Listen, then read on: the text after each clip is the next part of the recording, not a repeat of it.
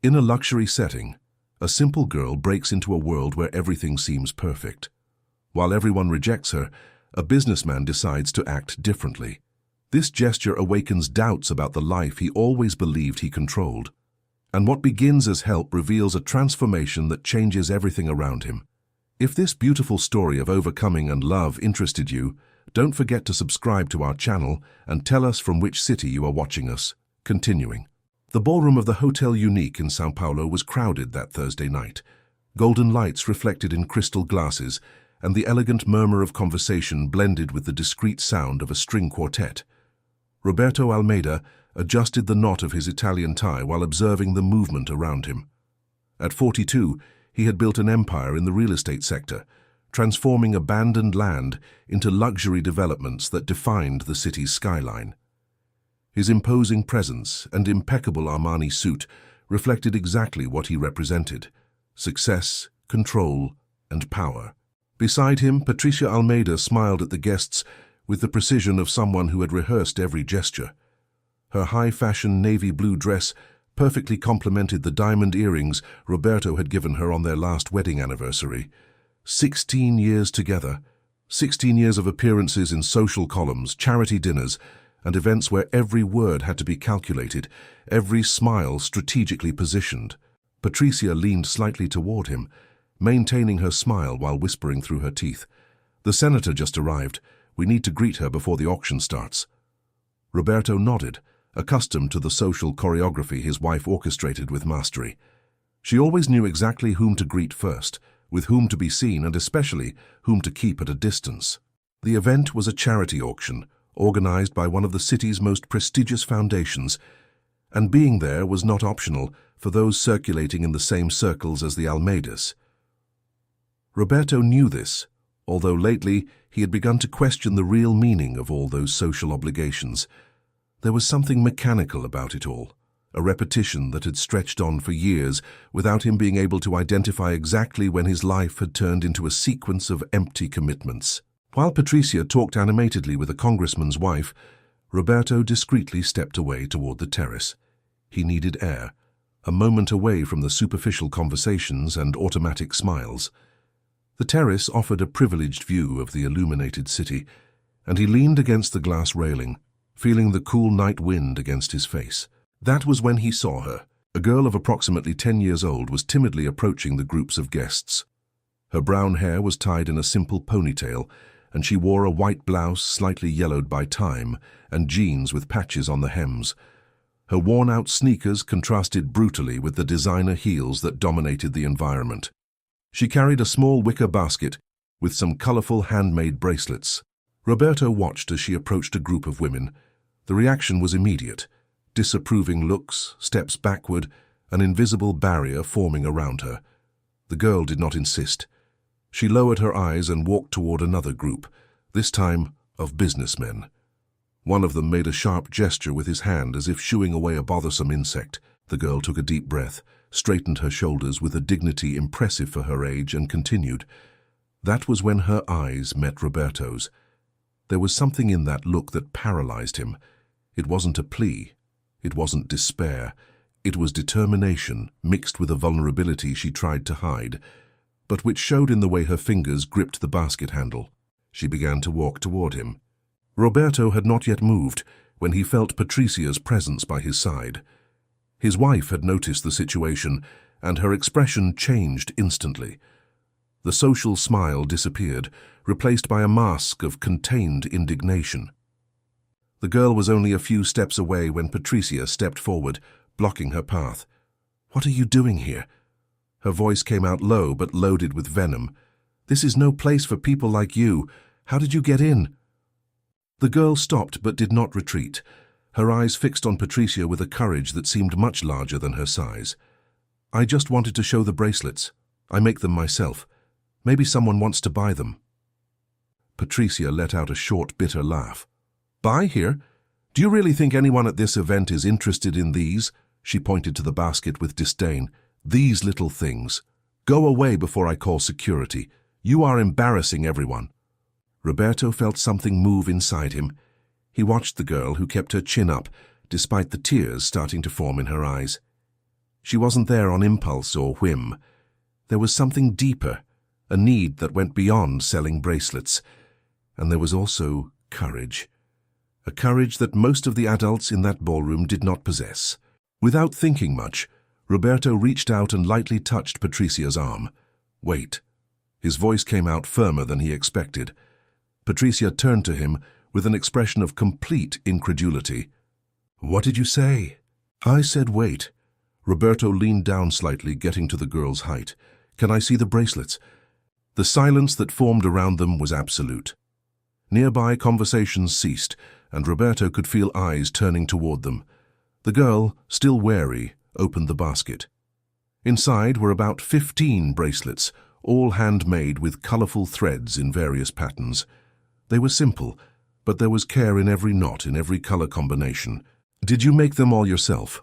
Roberto asked, picking up a green and blue bracelet. "Yes, sir." Her voice was low but firm. "I learned from my grandmother. She always said every color has a meaning. Green is hope, blue is peace." Roberto felt a pang in his chest. How long had it been since he had a real conversation?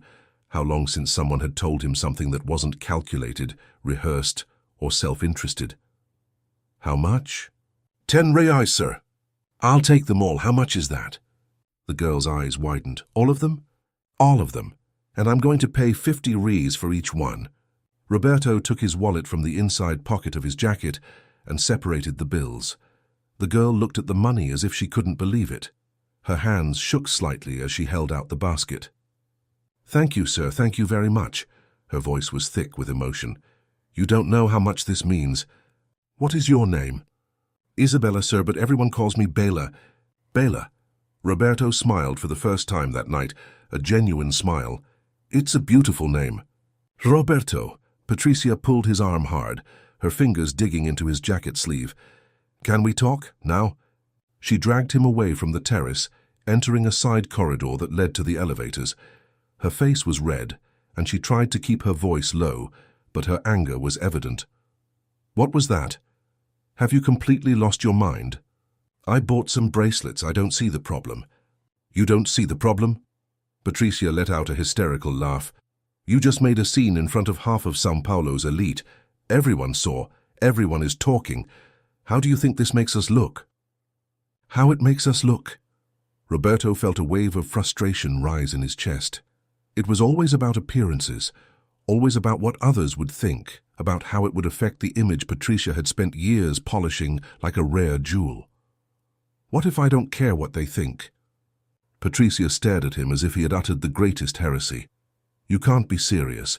Everything we built, our position, our reputation, all of it depends exactly on what they think. You know that." "Maybe I'm tired of it," Roberto replied, surprised by his own words. "Maybe I'm tired of living worried about the opinions of people who don't even really care about us." Patricia took a step back as if he had slapped her. Her face was pale now. "I can't believe I'm hearing this because of a street girl, because of a street vendor who probably shouldn't even be here." "She's not a street vendor. She's a child. And maybe she has more dignity than half the people in that ballroom." "You're being ridiculous." Patricia crossed her arms, and Roberto recognized that posture. It was the stance she took when she decided a discussion was over, regardless of what he thought. "Go back there, apologize to whoever is necessary, and let's forget this embarrassing episode. Tomorrow it will be just another comment that will die in 2 days." Roberto didn't answer. He looked at the basket of bracelets in his hands and then at Patricia. For the first time in 16 years, he felt he was looking at a stranger, a beautiful, sophisticated, perfectly controlled stranger, but a stranger nonetheless. "I'm going back to the event," he said finally, "but I'm not going to apologize for anything." He turned his back before Patricia could respond and walked back to the ballroom. When he reached the terrace, Isabella was no longer there. Roberto looked around, searching for her, but the girl had disappeared. Something inside him protested. He needed to find her again. He needed to understand why that brief encounter had affected him so much, why those few minutes had cracked the polished surface of his perfectly organized life. Roberto went down to the hotel reception and asked the security guards if they had seen the girl. One of them, an older man with a tired expression, nodded. "She left a few minutes ago, sir. We saw her selling bracelets outside before she came in. I think she lives nearby." "Nearby," Roberto repeated, looking through the glass doors at the São Paulo night. Somewhere in that immense city, Isabella was going home, probably still in shock from what had happened. And he was there, surrounded by luxury, feeling more lost than ever. When he returned to the ballroom, the auction had already begun. Patricia was sitting at their table chatting animatedly with other guests as if nothing had happened. She was excellent at that, putting out fires, maintaining appearances, making everything seem perfectly normal. But for Roberto, nothing was normal. While the bids rose for paintings and sculptures that would cost more than most people would earn in a lifetime, he held the basket of bracelets and thought of a 10-year-old girl who had shown him something he had forgotten existed. Courage, dignity, and maybe, just maybe, a reflection of the man he used to be before losing himself amidst contracts, business, and social obligations. That night would mark the beginning of something Roberto still couldn't name. But as he drove back home, with Patricia in silence beside him radiating icy disapproval, he knew that something fundamental had changed, and there was no going back. The days following the event at the Hotel Unique dragged on with an unbearable slowness for Roberto. He tried to resume his usual routine, meetings with investors, visits to construction sites, endless calls with architects and engineers. But something had changed. Every decision that once seemed absolutely crucial now sounded empty, as if he were playing a role in a play he no longer had any interest in performing. Patricia didn't bring up the subject again. She simply moved on as she always did, transforming the episode into a momentary discomfort that would be forgotten by São Paulo's high society in a matter of weeks. She had already crafted an alternative story for her closest friends. Roberto was developing a social project for the company, something related to sustainable crafts. It was a lie, obviously, but an elegant enough lie to preserve the couple's image. Roberto didn't correct her. He simply let her build her narratives while he lost himself in thoughts he couldn't organize. The basket with Isabella's bracelets was kept in the drawer of his office desk, hidden like a shameful secret. But every time he opened that drawer to get a document, his gaze shifted to the vibrant colors of the bracelets, and he found himself thinking about the girl.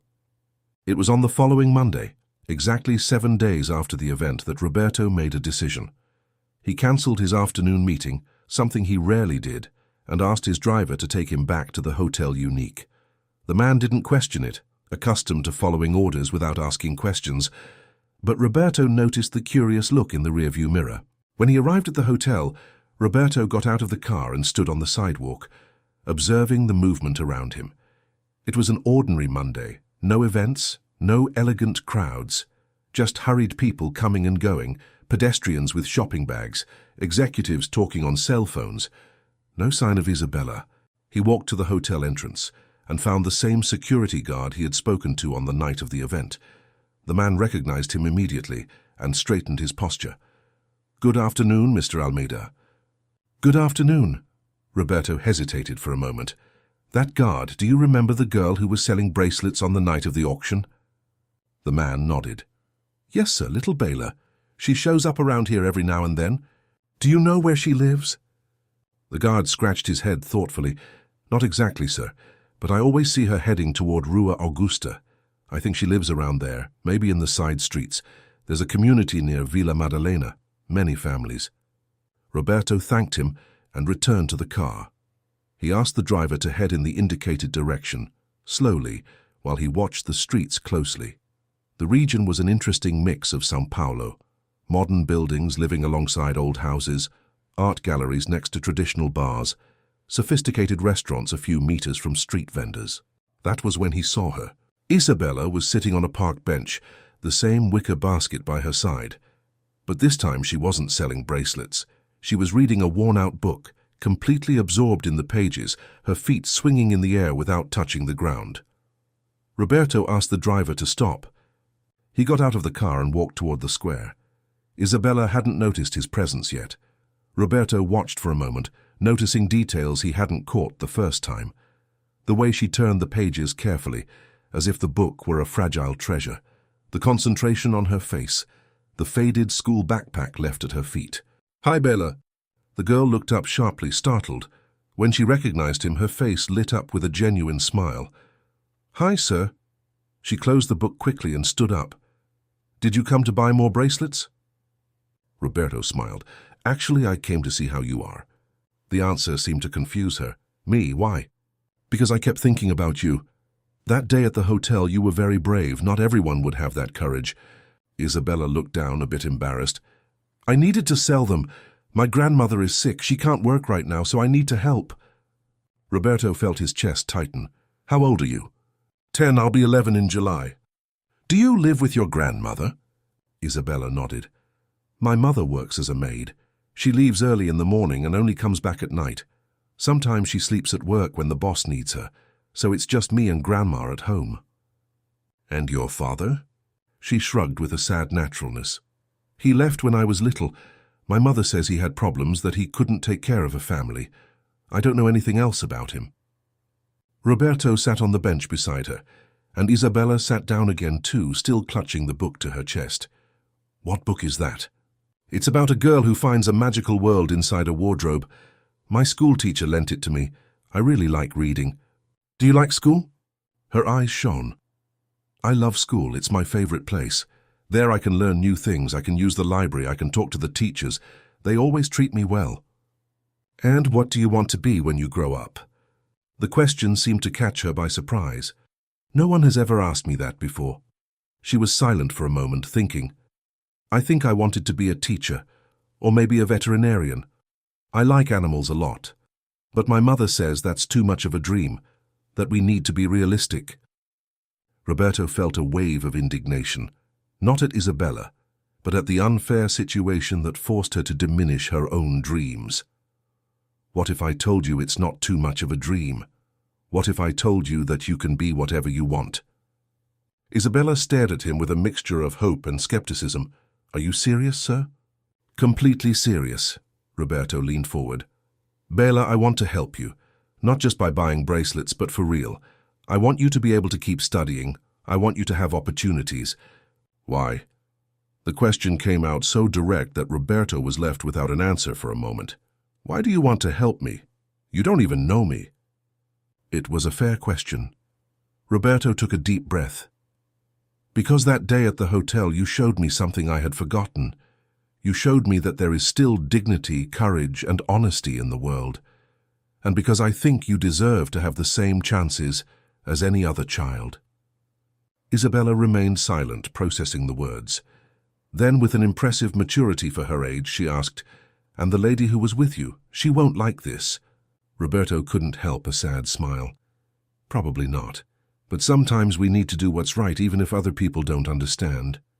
My grandma always says that. She says doing what's right is more important than doing what's easy. Your grandmother seems to be a very wise woman." "She is," Isabella smiled. "Do you want to meet her? Our house isn't far from here." Roberto hesitated for only a second before agreeing. "I would like that very much." Isabella guided him through the narrow streets of the region. They walked for about 10 minutes until they reached an alley with small, colorful houses, some with peeling paint, others with flower pots in the windows, trying to bring life to the concrete. Isabella's house was one of the last on the street, painted light blue with a small porch where clothes were drying on a line. "Grandma," Isabella called out as she entered, "I brought a visitor." A lady with completely white hair appeared at the living room door. She wore a simple cotton dress and worn slippers, but there was a natural elegance in her posture. Her eyes, the same shade of brown as Isabella's, examined Roberto with curiosity and a touch of suspicion. "Ma'am," Roberto extended his hand, "my name is Roberto Almeida. Pleasure to meet you." Isabella's grandmother shook his hand with surprising firmness. "Clarice, you can call me Donna Clarice. Come in, please. Sorry for the mess." The house was small but organized. The living room had a 2-seater sofa patched in some spots, an old television, and a shelf with textbooks and some novels. There were photos on the wall. Isabella as a baby, a young woman who must have been her mother, and old photos of Donna Clarice when she was younger. Donna Clarice offered coffee, which Roberto politely accepted. While she prepared it in the tiny kitchen, Isabella showed her school books to Roberto, talking animatedly about the subjects she liked most, especially science and Portuguese. When Donna Clarice returned with the coffee, She sat across from Roberto and got straight to the point. "You're the man from the hotel, aren't you? Bela told me what happened. I want to thank you for your kindness, but I also want to know what you want from my granddaughter." The frankness caught him off guard, but Roberto respected her for it. "I want to help. I want her to have opportunities to study, to grow, to achieve her dreams." Donna Clarice studied him for a long moment. "And what do you get out of it?" "Nothing," Roberto answered honestly. "Or maybe I get the chance to do something that really matters." Isabella's grandmother sighed. "You seem sincere, but I've seen many well-intentioned people in my life, Mr. Roberto. I've seen people who promise to help and then disappear when things get complicated. I've seen people who help because they want to feel good about themselves, not because they really care. So I need to know, are you prepared to really get involved? Because Bella doesn't deserve to have hopes that are going to be broken." Roberto looked at Isabella, who was watching the conversation with wide eyes, and then back at Donna Clarice. "I am prepared, and I promise I won't give up." Donna Clarice nodded slowly. "Then let's talk about what Bella needs." They spent the next hour talking. Roberto discovered that Isabella attended a public school that, although it had dedicated teachers, lacked resources. He discovered that she had difficulties with transportation, that she often walked to save bus money. He discovered that Donna Clarice had diabetes and heart problems, and that medication consumed a large part of the family budget. And he discovered that despite all the difficulties, that small family had something his own did not: true connection, unconditional love, and a solidarity that didn't depend on appearances. When Roberto finally stood up to leave, it was already getting dark. Donna Clarice walked him to the door. "Thank you for coming here, Mr. Roberto. It's not every day that someone like you takes the trouble to know our reality." "It's a privilege to know you," Roberto replied sincerely. Isabella hugged him quickly before he left, a spontaneous gesture that caught him completely off guard. "Thank you," she whispered. Roberto returned to the car with a heart that was heavy and light at the same time. Heavy because of the reality he had witnessed, light because of the feeling that he had finally found something real amidst the superficiality of his life. When he arrived home, Patricia was on the terrace drinking white wine and flipping through a decoration magazine. She barely looked up when he entered. "Long meeting?" Roberto watched her for a moment, this woman with whom he shared a house but did not share a life. "It wasn't a meeting. I went to visit Isabella, the girl with the bracelets." Patricia closed the magazine slowly. "You're joking." "I'm not. And I'm going to continue helping her. It's a decision I've made." The silence that followed was loaded with tension. Patricia stood up, placing her wine glass on the table with more force than necessary. "Roberto, I don't know what's going on with you, but this needs to stop, now." "It's not going to stop, and I would like you to understand." "Understand what?" Patricia crossed her arms. "That you're having a midlife crisis and decided to cling to a street child, as if that would solve your existential problems. She's not a street child. She's an intelligent, brave girl who deserves a chance in life." "And what do you think people are going to say?" Patricia practically screamed. "What do you think our friends, our business partners, are going to think when they find out Roberto Almeida is spending time with a bracelet seller?" "I don't care what they think." Patricia stared at him as if he were a stranger. "Then you really have gone mad." Roberto walked toward the bedroom, too tired to continue the argument. "Maybe I have, or maybe I'm finally starting to regain my sanity." He closed the door behind him, leaving Patricia alone on the terrace with her anger and her lack of understanding. And as he prepared for bed, Roberto thought of Isabella reading her worn-out book in the square, of Donna Clarice serving coffee with dignity in mended cups, and of the feeling that for the first time in years he was doing something truly worthwhile. The following weeks brought changes Roberto could never have imagined. He began visiting Isabella regularly, always on Wednesdays and Fridays, days when he could fit a break between meetings. At first they were short visits, 30 minutes at most. He brought school supplies, books he thought she would like, sometimes a special snack. But over time the visits extended. Roberto discovered he liked hearing Isabella talk about school, about the books she was reading, about her dreams and discoveries. Donna Clarice, initially suspicious, began to relax in his presence. She realized that Roberto wasn't there out of social obligation or to ease his conscience. There was something genuine in the way he interacted with Isabella, in the attention he paid to the details the girl shared, in the way he respected the simple house without showing any kind of superiority. It was during one of these visits that Roberto realized how brilliant Isabella truly was.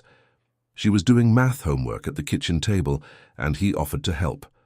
To his surprise, she solved complex problems with impressive ease, using creative reasoning that demonstrated above-average intelligence.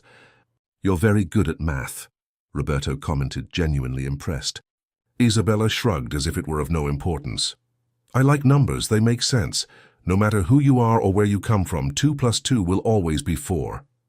The profound simplicity of that observation touched Roberto. For Isabella, math represented justice, an area where her origin didn't matter, where she could compete on equal terms. "Have you ever thought about going to a better school? A private school?" Isabella looked at him with that sad realism that children in her situation develop too early. "Private school costs money, Roberto, and we can barely pay the bills." "What if I paid?" The silence that followed was broken by Donna Clarice, who entered the kitchen carrying grocery bags.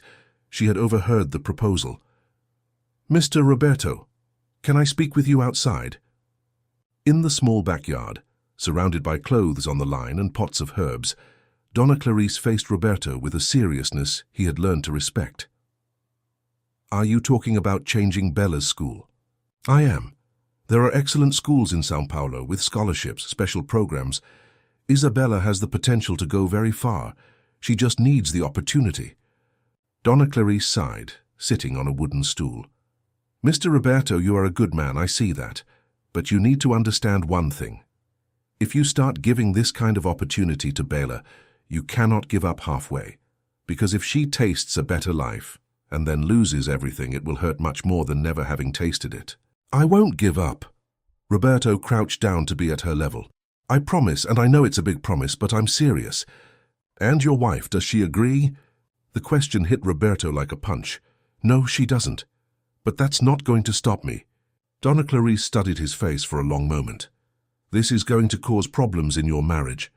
"Probably," Roberto admitted. "But some problems are worth facing." Isabella's grandmother nodded slowly. "Then let's do this right. Let's look for schools, let's see the options, and let's let Bella participate in the decision. She's small, but she's smart. She deserves to have a voice in this."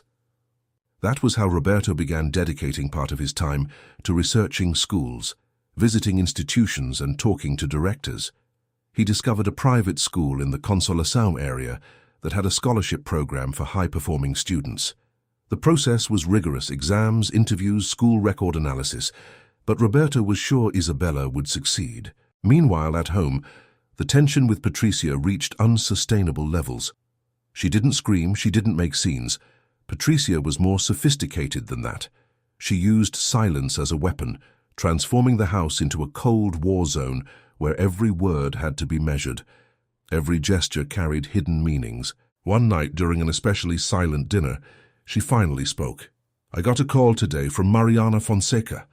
Roberto knew Mariana, wife of one of the biggest construction moguls, queen of São Paulo high society gossip. What did she want? She was worried. Patricia cut a piece of salmon with surgical precision. Worried because she saw you leaving a house in a region, as she delicately put it, less privileged, with a child. Roberto put his cutlery on the table. And she wanted to know if everything was okay, if you weren't going through some kind of crisis. Patricia finally faced him. "I had to invent a story about volunteer work, about you developing a social project. It was embarrassing." "Is the truth embarrassing?" "The truth," Patricia practically spat the word, "is that you are obsessed with a child who has nothing to do with us. The truth is that you are destroying our reputation, causing gossip, making people question your sanity." "Isabella is not an obsession. She is a child who needs help, and I have the means to help. There are correct ways to do charity, Roberto." Patricia stood up, throwing her napkin on the table. "You could donate to an institution, sponsor a project, do something that generated good publicity. But no, you choose to get personally involved, create bonds, transform this into something," she searched for the right word, "something inappropriate." "Inappropriate," Roberto repeated, feeling anger rise. What is inappropriate is living in a bubble of privilege, pretending the rest of the world doesn't exist. It's not about pretending. Patricia raised her voice for the first time. It's about maintaining boundaries. It's about protecting what we built. It's about not mixing worlds that weren't made to be mixed. Roberto stood up too, facing his wife. Maybe it's exactly about mixing these worlds. Maybe it's about breaking these barriers that you work so hard to maintain. Patricia gave a bitter laugh. You think you're being noble? You think you're saving this girl? She took a step toward him. You're just making yourself feel good. This isn't about her, Roberto. This is about you and your existential crisis as a bored, middle-aged man with his own life. The words hit Roberto hard, mostly because there was a spark of truth in them. Was he doing this for Isabella or for himself? Was he using her situation to fill a void he didn't even know existed? But then he thought of Isabella's smile when she got those new books. He thought of the way her eyes shone when she spoke about her dreams. He thought of her courage that night at the hotel, and he realized that even if he had started for selfish reasons, something had changed. Now it was about her. It was about giving a brilliant child the chance she deserved. You're wrong, Roberto said calmly. At first, maybe it was about me, but now it's about giving someone an opportunity that can completely change their life. And if you can't understand that, then maybe we have a much bigger problem than I imagined. Patricia stared at him, and Roberto saw something he had never seen before in her eyes. Fear. Not fear of him, but fear of losing control, fear that her carefully constructed life was falling apart. You're going to destroy everything, she whispered. Everything we took years to build. Maybe some things need to be destroyed, so that better ones can be built. Patricia left the room without saying anything more, and Roberto was left alone with his half-eaten dinner, and the feeling that something irreversible had happened between them. In the following days, Patricia changed her strategy. If she couldn't stop Roberto, she would try to take control of the situation. She began talking about the possibility of creating a foundation, of transforming Isabella's case into a larger social project, with fundraising events, media coverage, and partnerships with other influential families. Roberto initially considered the idea. After all, if it meant helping not just Isabella, but other children in similar situations, why not?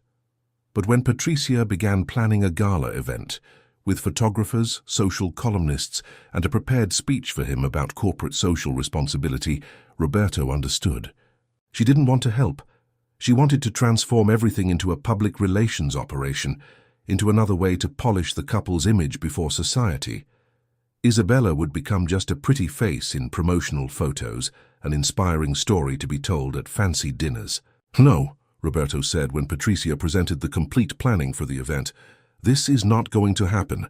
What do you mean it's not going to happen? Patricia was genuinely confused. Roberto, this is perfect. We can transform this whole situation into something positive. You'll be seen as a socially conscious businessman. I'll coordinate the projects, and the girl will get help. Everyone wins. The girl has a name, Isabella, and she is not a marketing project. Patricia's frustration was palpable.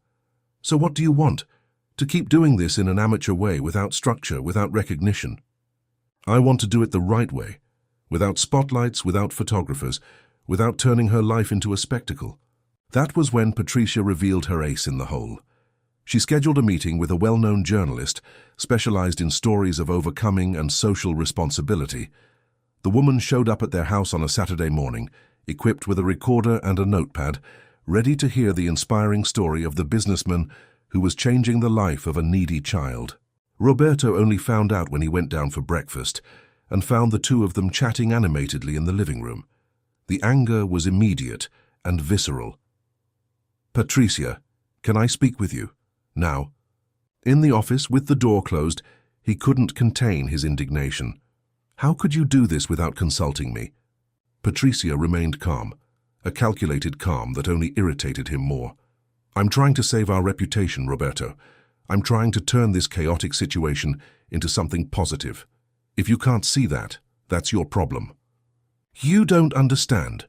Roberto rubbed his temples, feeling a throbbing headache. This isn't about reputation. This isn't about image. This is about a real child, with real feelings, who didn't ask to be turned into a success case to impress high society. Then explain to me what it is, Patricia crossed her arms. Explain to me why you are throwing everything away for the sake of a stranger. Because she isn't a stranger. Because for the first time in years I feel like I'm doing something that really matters. Because when I look at her, I see potential. I see a future. I see hope. And when I look at our life, at our empty dinners, and our conversations about nothing, I only see waste. The silence that followed was heavy and definitive. Patricia stared at him with an expression that mixed hurt and anger. So that's it? You're saying our life together is a waste? Roberto sighed, suddenly tired. I don't know what I'm saying anymore, Patricia. I just know that something needs to change. Patricia left the office with teary eyes, something Roberto rarely saw. He sent the journalist away with a vague excuse and spent the rest of the day locked in his office, thinking about all the decisions that had brought him to that point. At night, when he went to visit Isabella to tell her about her approval in the school selection process, he found a radiant girl holding the exam result. She had passed with excellent marks, securing a full scholarship. I did it! She practically jumped with joy. Donna Clarice was crying discreetly in the kitchen, proud and moved. Roberto hugged Isabella, feeling a pure happiness he hadn't experienced in years. And at that moment, despite all the problems, despite the mess in his marriage, despite the uncertainties about the future, he knew he had made the right choice. Even if it cost him everything he had built. Isabella's first day at the new school was marked by a mix of nervousness and excitement that Roberto hadn't seen in her since they met. He insisted on taking her personally, despite Donna Clarice's polite protests that she didn't want to bother him. But for Roberto, that was no bother. It was a privilege he wasn't willing to miss. Colegio Santa Cecilia was located in a historic building in Consolação, with well-kept gardens and an architecture that blended the old and the modern. When Roberto's car stopped in front of the entrance, Isabella stood paralyzed for a moment, looking at the imposing building as if it were a fairy tale castle. "'Tis very beautiful," she whispered, clutching the strap of the new backpack Roberto had bought for her. "And you deserve to be here as much as any other student," Roberto replied, noticing the insecurity in her eyes.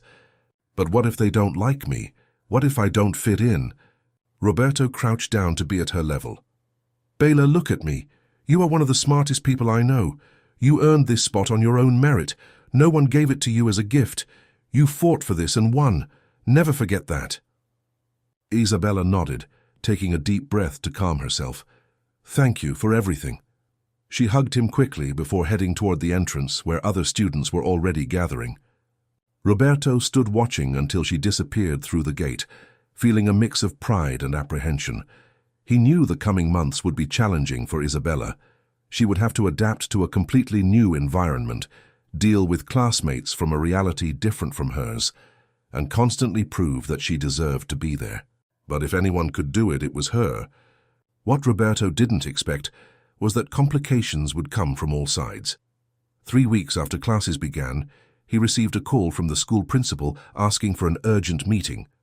Her tone of voice was professional, but loaded with a concern that made Roberto's stomach churn. In the office of the principal, an elegant woman in her 50s named Helena Marquez, Roberto discovered there was a problem. Not with Isabella's performance, which was going exceptionally well in classes, but with social integration. "Mr. Almeida," Principal Helena began, choosing her words carefully, "Isabella is a brilliant student. Her teachers are impressed with her dedication and intelligence. But," she paused, "we have observed some integration difficulties." "What kind of difficulties?" "Some parents of other students have, shall we say, questioned her presence. There are comments about the scholarship, about her origins, about whether she really fits the school's profile." Roberto felt his anger boil. "They are bullying a 10-year-old child because she is poor?" "Not exactly bullying," the principal sighed. "They are more like microaggressions, comments disguised as concern.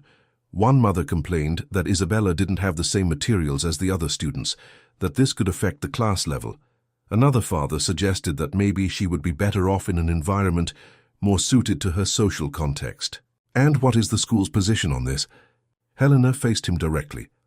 "Our position is that Isabella earned this spot through merit and that she has every right to be here.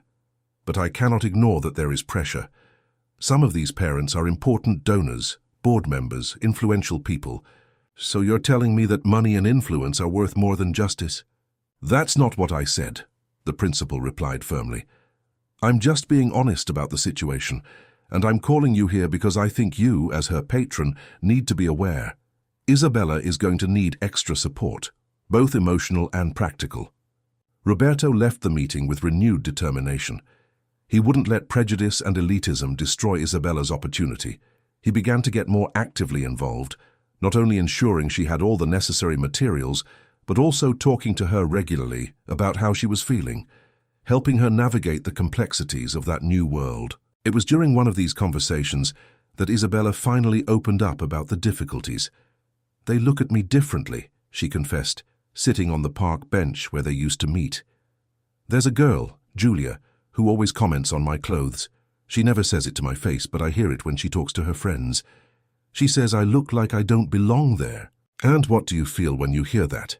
Isabella was silent for a moment. I feel small, like it doesn't matter how much I study or work hard, I'll always be different. The poor girl who got a scholarship. Roberto felt his chest tighten. Do you want to leave? We can look for another school. No, Isabella replied quickly. I don't want to give up. My grandma always says we can't let others decide our value. I just need... She searched for the right words. I just need to remember that every time it gets hard. Her maturity continued to surprise Roberto. You are stronger than most adults I know. Isabella smiled a little. Sometimes I don't feel strong, but then I think about everything my mother does for me, about how Grandma never gave up even when it got hard, and I remember that I can't give up either.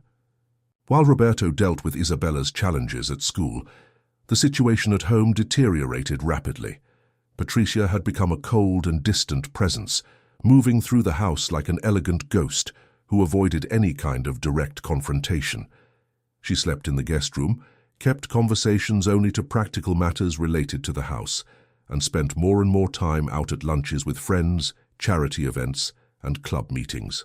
Roberto knew she was building her own narrative about the situation. In the social circles she frequented, Patricia probably already had a story ready about a husband going through a difficult phase, about how she was being patient and understanding, waiting for him to return to normal. But Roberto had no intention of returning to normal. That normal, he realized, was a golden prison where he had locked himself for years.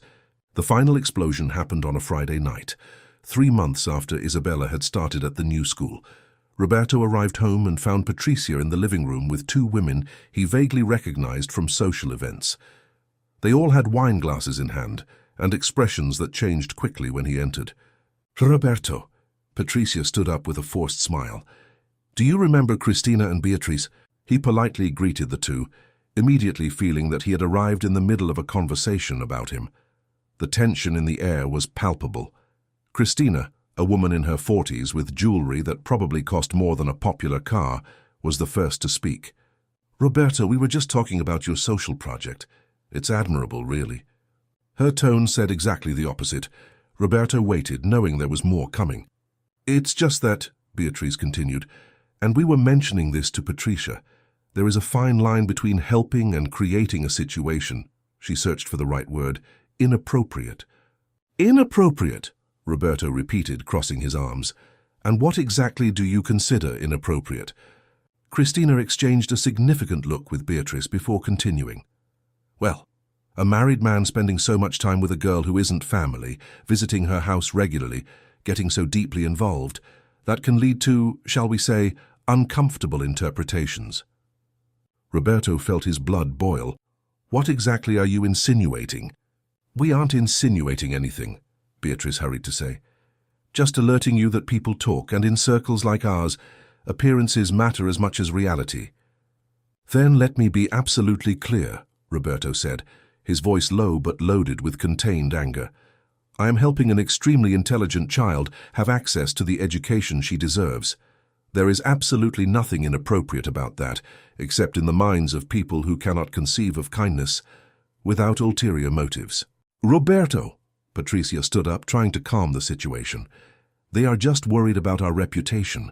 Our reputation, Roberto practically spat the words. It's always about that, isn't it? Never about doing what's right, about helping those in need, about using our privileges to make a real difference. Always about what others will think, about maintaining appearances, about protecting this rotten bubble you live in. The two visitors stood up quickly, clearly uncomfortable. Christina grabbed her designer bag. "I think we'd better go. Patricia, we'll talk later." After they left, Patricia turned to Roberto with eyes shining with tears of anger. "How dare you humiliate me like that in front of my friends? Your friends just veiledly accused me of having improper intentions with a 10-year-old child. And you, my wife, sat there agreeing with them." "I didn't agree, but I also can't ignore that people are talking." "Let them talk," Roberto shouted, finally losing control. "I don't care anymore what these superficial and empty people think. I care about doing something that really matters, about helping someone who really needs it." "And what about me?" Patricia shouted back. "Don't I matter? Doesn't our marriage matter? Doesn't everything we built together count for nothing?" "What did we build, Patricia?" Roberto opened his arms, gesturing to the luxurious house around them. "An expensive house where we barely talk, boring dinners where we have to fake interest in people we don't care about, a whole life based on appearances and superficiality." Patricia took a step back as if he had slapped her. "So that's it? You're saying our marriage is superficial?" Roberto sighed, suddenly exhausted. "I don't know what I'm saying anymore. I just know I can't live like this anymore, pretending, performing, maintaining appearances." "Then maybe you need to decide what you want," Patricia said, her voice trembling. "Because I'm not going to stay here being humiliated, seeing our name being tarnished, watching you throw everything away because of a child who isn't even your responsibility." "She isn't my legal responsibility," Roberto admitted, "but I chose to make her my responsibility, and that is a choice I am not going to change." Patricia stared at him for a long moment. "Then I think we both need to think about what we're going to do from now on." She went upstairs, leaving Roberto alone in the living room with the echo of her words. He knew he had reached a point of no return. It was no longer about helping Isabella versus maintaining his marriage.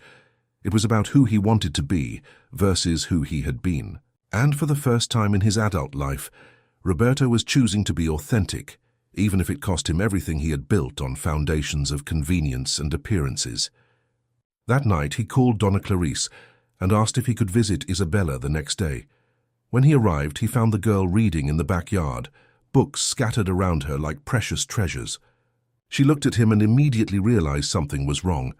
"Is everything okay?" Roberto sat beside her on the grass. "It will be. Things are complicated right now, but they will be okay." "Is it because of me?" "No," Roberto replied firmly. "It's because I finally decided to do what's right regardless of the cost, and helping you is the rightest thing I've done in years." Isabella rested her head on his shoulder, a simple gesture of trust that made Roberto's eyes sting. "Thank you for not giving up on me." "Never," he promised. "No matter what happens, I will never give up on you." And as the sun set over São Paulo, painting the sky orange and pink, Roberto understood that some promises are worth more than any assets, any reputation, any social appearance. Because in the end, what defines a man is not what he possesses, but what he chooses to protect when everything else is at stake. 6 months had passed since Isabella's first day at the new school, and Roberto's world had changed in ways he never imagined. The house that was once a home, even if superficial, was now just a shared space with a stranger who still used his last name. Patricia practically didn't speak to him anymore, communicating only through cold notes left in the kitchen or short text messages. The couple's friends, if they could be called that, had taken sides. Most sided with Patricia, of course. After all, it was easier to understand the elegant and controlled woman than the man who had apparently gone mad over a poor girl. Invitations to dinners stopped coming. The calls ceased. Roberto found himself increasingly isolated from the social circle he had frequented for decades, and strangely, he didn't care. What mattered was seeing Isabella flourish. Despite the initial difficulties, she had found her place at school. Her grades were exceptional, constantly among the best in the class. She had become friends with some classmates who saw beyond her origins, girls who admired her for her intelligence and determination.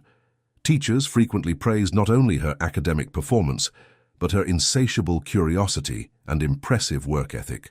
But it was on a Thursday afternoon, during a casual conversation with Donna Clarice, that Roberto received news that would change everything. He was having coffee in the small kitchen when Isabella's grandmother entered with an envelope in her hand and a serious expression on her face. "Mr. Roberto, I need to talk to you about something." He immediately realized it was important by the way she held the envelope, as if it contained something precious and fragile at the same time. "Of course, Donna Clarice. What is it?" She sat at the table, placing the envelope between them. "It's about Bela's mother, Marcia." Roberto frowned, confused. "I thought Marcia was working as a maid." "She is, but she received a proposal." Donna Clarice opened the envelope, taking out a letter. "A family in Campinas wants to hire her as a housekeeper. Fixed salary, formal contract, housing included. It's a very good opportunity, something she's never had." Roberto began to understand where this was leading. "And Isabella?" "That's the issue." Donna Clarice sighed heavily. "The family doesn't accept children. It's their rule, so Marcia would have to go alone." "For how long?" "She's never had an opportunity like this in her life. She's thinking of accepting and working there during the week, coming back on weekends." "But," Donna Clarice's voice failed a bit, "the truth is that my health isn't good, Mr. Roberto. The doctor said my heart is getting weaker. I can take care of Bela for some time, but I don't know for how long." Roberto felt as if the floor had disappeared from under his feet. "What are you telling me?" "I'm saying that if Marcia accepts this job, Bela is going to need someone. Someone who can take care of her, ensure she keeps studying, who is there when I can no longer be." The silence that followed was loaded with unspoken meanings. Roberto looked at the envelope, at Donna Clarice, and then at the door leading to the living room where Isabella was probably doing homework. A decision was being placed before him, a decision that would change everything. "You're asking me to?" He couldn't finish the sentence. "I'm asking you to think about it." Donna Clarice reached out and touched his hand. "You've already done so much for Bela, more than anyone has ever done. But this," she pointed to the envelope, "this is different. This is taking on real, permanent responsibility. I need to talk to her, to Marcia. She's coming this weekend. We can all talk together." That night was the longest of Roberto's life. He went back home and spent hours in his office, looking at the city through the window, thinking about all the implications of that decision. If he took on guardianship of Isabella, or even became her legal tutor, it wouldn't be just a gesture of charity. It would be a complete life change. His mind went back to Patricia. How would she react? They already barely spoke. Their marriage was an empty shell. But adding a child to the equation, a child she clearly despised, would be the definitive end. There would be no turning back, no possible reconciliation.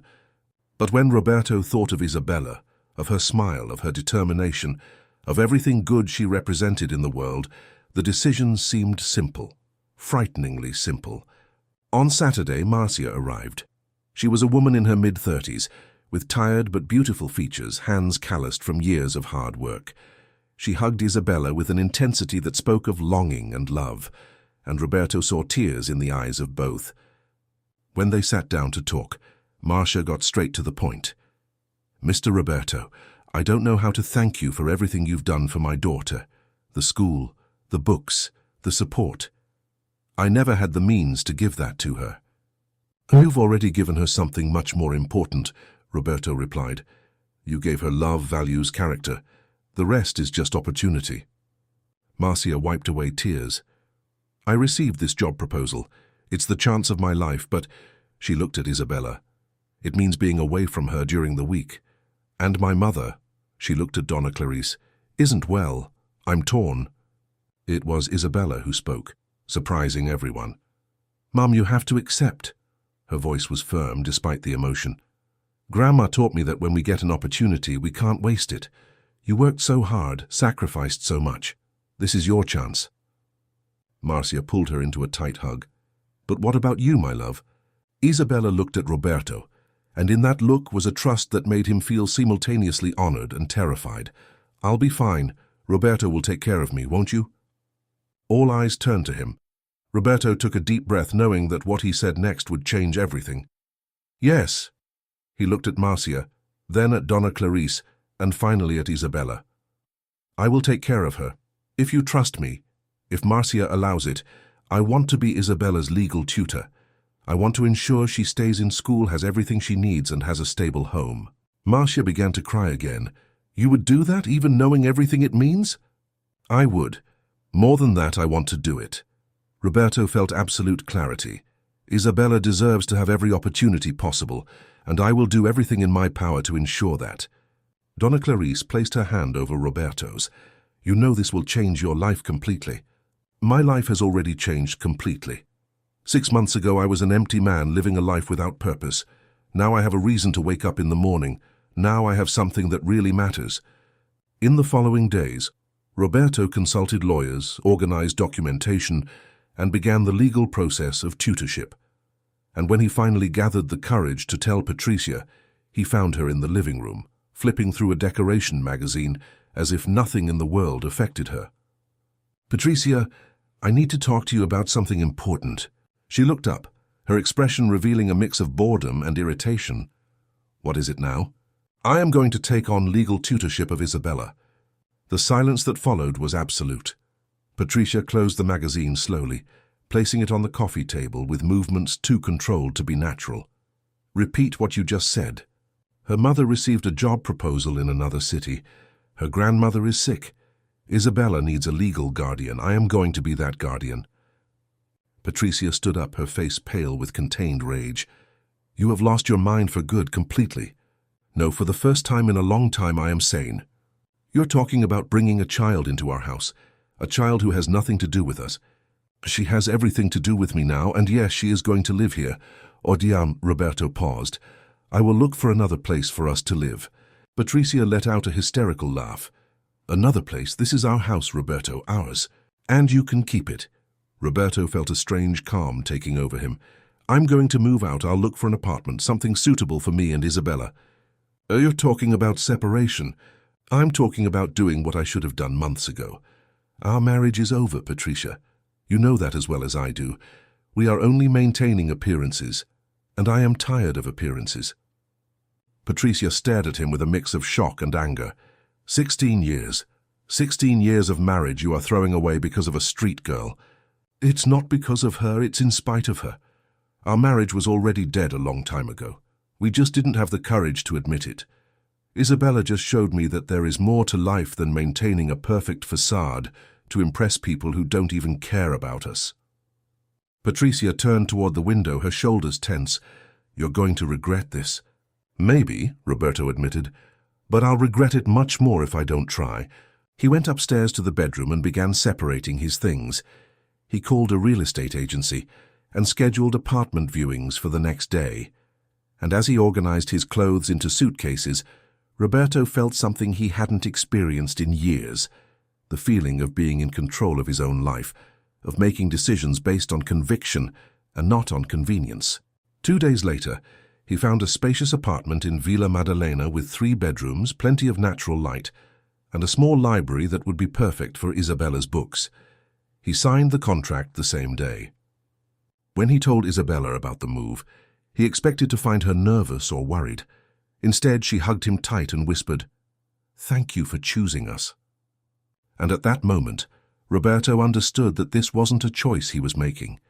It was the only possible choice for a man who had finally learned the difference between living and existing. Between maintaining appearances and building something real, between the comfort of the golden prison and the terrifying freedom of following his heart. The transformation was complete. The businessman who once lived only to close deals and impress high society was now ready to start a new life, built on foundations of genuine love, true purpose, and the courage to be who he really was. And as he drove back to the house he would soon leave behind, Roberto looked to the future not with fear, but with a hope he had long thought he had lost. Because finally, after so much time lost in a life that didn't belong to him, he was about to start living for real. A year had passed since Roberto took on the tutorship of Isabella. A year of transformations, discoveries, and a happiness he never imagined possible. The apartment in Villa Maddalena had become a real home, full of life, laughter, and conversations that went far beyond superficialities. The walls were decorated with drawings Isabella made, with photos of simple but precious moments, and with a growing collection of books that occupied not just the library, but spread through every room. Isabella flourished in ways that exceeded all expectations. Her grades remained exceptional, but it was her personal transformation that most impressed Roberto. The shy girl who once sold bracelets was now a confident 11-year-old who participated in math Olympiads, was part of the school's theater group, and had become a natural leader among her peers. She hadn't lost her essence, her humility, or her empathy. On the contrary, she used her experiences to help other scholarship students adapt, becoming a bridge between different worlds. Roberto had also changed. His hair had a few more grey strands, a consequence of nights spent worried when Isabella got sick, of late nights helping with schoolwork, and of tensions with legal processes and adaptations. But his face had something it didn't have before. Peace, a deep peace that came from knowing he was living with purpose. The divorce from Patricia had been finalized 6 months ago. She kept the house, half the assets, and her carefully constructed life of appearances and social events. Roberto sometimes wondered if she was happy, but the truth was they had become complete strangers. Patricia never mentioned Isabella again, never showed curiosity about how she was. To her, that chapter was closed, filed away as an error in judgment by her ex-husband. It was a Saturday afternoon when Donna Clarice called, asking Roberto and Isabella to visit her. There was something in her voice that made Roberto feel a tightening in his chest. She had grown weaker in recent months, her tired heart fighting bravely, but losing ground every day. Marcia came from Campinas every weekend, and they maintained a routine of Sunday lunches at Donna Clarice's house, precious moments Roberto had learned to value deeply. When they arrived, they found Donna Clarice sitting in her favorite chair, a blanket over her legs despite the warmth of the day. Her face was pale, but her eyes still had that spark of wisdom and kindness. Marcia was in the kitchen preparing coffee, and the familiar aroma filled the house. "Grandma," Isabella ran to hug her carefully, conscious of her fragility. "I brought the grades for the term. I got 9 in everything, and 10 in math." "My smart girl," Donna Clarice stroked her hair. "I always knew you would go far." Roberto sat on the sofa, watching the interaction with a smile. Marcia brought the coffee and homemade cookies, and for a few minutes they simply enjoyed each other's company. That unconventional but absolutely real family. That was when Donna Clarice cleared her throat, calling everyone's attention. "I asked you to come here today because there is something I need to tell you, something I've kept for a long time, but the time has come to reveal it." The serious tone of her voice made everyone straighten up. Isabella held her grandmother's hand, worried. "Grandma, are you okay?" "I am, my daughter, but there is something you need to know." Donna Clarice looked at Roberto.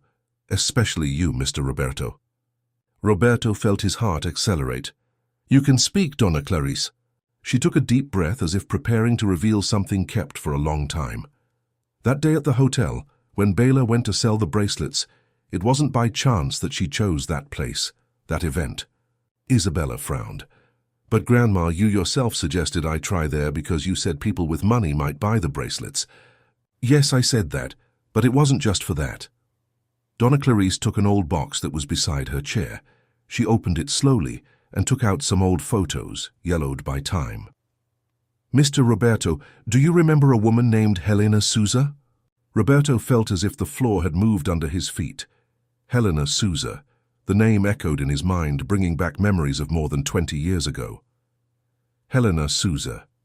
The name... He stopped, trying to organize his thoughts. "We studied together. I was about 20. She was in my class in college." Donna Clarice nodded slowly. "Helena was my daughter, Marcia's mother." The silence that followed was absolute. Roberto looked at Marcia, who had tears streaming down her face, and back at Donna Clarice. "I don't understand." "My daughter Helena fell in love with you in college, Mr. Roberto," Donna Clarice continued, her voice trembling slightly. "You dated for almost a year. She spoke of you with such affection, said you were different, that you had a good heart. But then you met Patricia, who came from an important family, who had connections that could help your career." Roberto felt his blood run cold. He remembered. He remembered Helena, her sweet smile, how she made him laugh. He remembered ending the relationship when he met Patricia, choosing convenience over feeling. He had justified it as a rational, strategic decision. But the truth, which he had buried deep for decades, was that it had been cowardice. "My daughter was heartbroken," Donna Clarice continued, "but she never spoke ill of you. She said you had your reasons, that she understood. A few months after the breakup, she met Marcia's father, got married, tried to build a life. But that marriage didn't last long. And when she got sick, when she passed away 10 years ago, she made me promise one thing." "What?" Roberto could barely speak, his voice hoarse with emotion. "She made me promise that if one day you needed help, if one day I saw you were lost, I should remind you of the man you used to be. The man she knew, the man who had dreams beyond money and status. That's why you sent Isabella to that event." Roberto wasn't asking, he was understanding. "I saw in the papers, on the internet, what your life had become. Empty parties, a facade marriage, an existence dedicated only to accumulating more wealth. And I thought of the promise I made to my daughter." Donna Clarice looked at Isabella with tenderness. "I didn't know if it would work. I only knew that Bella has something special, a light that people notice. I thought maybe, just maybe, you would see in her what my Helena saw in you so many years ago. Genuine goodness." Roberto's eyes were full of tears. "So all of this from the beginning?"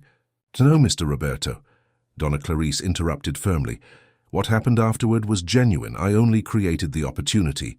You were the one who chose to reach out, who chose to continue, who chose to change your life. None of that was manipulation. It was you finding back the man who was always there, just asleep under layers of ambition and appearances." Isabella was crying now, clutching her grandmother's hand. "Grandma, why didn't you ever tell me this before?" "Because it needed to be true, my daughter. If I had told you, everything would have become complicated, tainted by obligation or guilt. The promise I made to your grandmother Helena was to give Roberto the chance to rediscover himself. Nothing more." Roberto stood up, staggering slightly, and walked to the window. His mind was a whirlwind of memories. Helena, with her brown hair and easy laugh. The conversations about changing the world, about using success to make a difference. The dreams he had abandoned in exchange for networking and advantageous business deals. "I was a coward," he said finally, his voice broken. "I chose the easy path. I chose status over love, appearance over substance. And Helena," he turned to face Donna Clarice, "how was she when—" He couldn't finish the question. "She was at peace." Donna Clarice smiled through her tears. "My daughter lived a good life, Mr. Roberto. It wasn't the life she dreamed of having by your side, but it was a life full of love. She loved Marcia more than anything, worked hard, raised a wonderful daughter. And before she left, she told me she held no grudge, that each person follows their path, and that her path, even with its difficulties, had been worth it." Roberto knelt beside Donna Clarice's chair, taking her fragile hand in his. "Thank you for giving me this chance, for not giving up on me when I had already given up on myself. My daughter believed in the good in people, even when they got lost. She believed that the man you were was still there, waiting for the chance to wake up." Isabella approached, hugging Roberto from behind. "And he did wake up," she whispered. "You woke up, Roberto." He turned and hugged her. This extraordinary girl who had entered his life carrying a basket of bracelets and changed absolutely everything. She didn't know, no one knew, that her roots connected two worlds in such deep and unexpected ways. Donna Clarice spent the following months in and out of the hospital. Roberto was present at every visit, taking Isabella, ensuring she had comfort and the best care. And on a quiet autumn morning, with Marcia holding one hand and Isabella the other, Donna Clarice passed away in peace, leaving behind a family she had helped form in ways that went far beyond blood. At the funeral, small but filled with love, Roberto spoke about the wise woman who had given him the chance to rediscover himself. He spoke about Helena, keeping alive the memory of someone he had loved and then abandoned, but who had never truly abandoned him. And he spoke about how sometimes the paths of life take us far from who we are, but that there is always the possibility of return. 6 months later, in a simple ceremony at the registry office, Roberto officially adopted Isabella. She became Isabella Almeida, and when the judge asked if she wanted to say anything, The girl who once sold bracelets in a luxury hotel stood up and said, "I gained a father who chose to love me, and that is more valuable than any wealth." Roberto's life was no longer marked by closed deals or social events. It was marked by parent-teacher meetings, by nights helping with homework, by Sundays cooking together, by shared laughter and challenges faced side by side. He still ran his company, but now in a different way, with different values, with a different purpose. He created a scholarship program in memory of Helena Souza, helping talented young people from needy communities have access to quality education. He sponsored social projects, not to gain publicity, but to genuinely make a difference. And every night, when he looked at Isabella studying at the living room table, her hair tied in a ponytail while she concentrated on math equations, Roberto gave silent thanks. He thanked Donna Clarice for having the wisdom to create that opportunity. He thanked Helena for never giving up on the essence of the man he was. He thanked Isabella for having the courage to approach him on that fateful night. But mostly he thanked himself for having the courage to change, for having chosen love over convenience, purpose over appearances, substance over status. Because in the end, Roberto understood that that meeting in a luxury hotel between a lost businessman and a brave girl was no accident. It was destiny. It was life giving him a second chance to be who he always should have been. And he did not waste that chance. He embraced it with everything he had, transforming it into the greatest achievement of his life. Not an achievement measured in money or power, but measured in love, in real connection, in true purpose.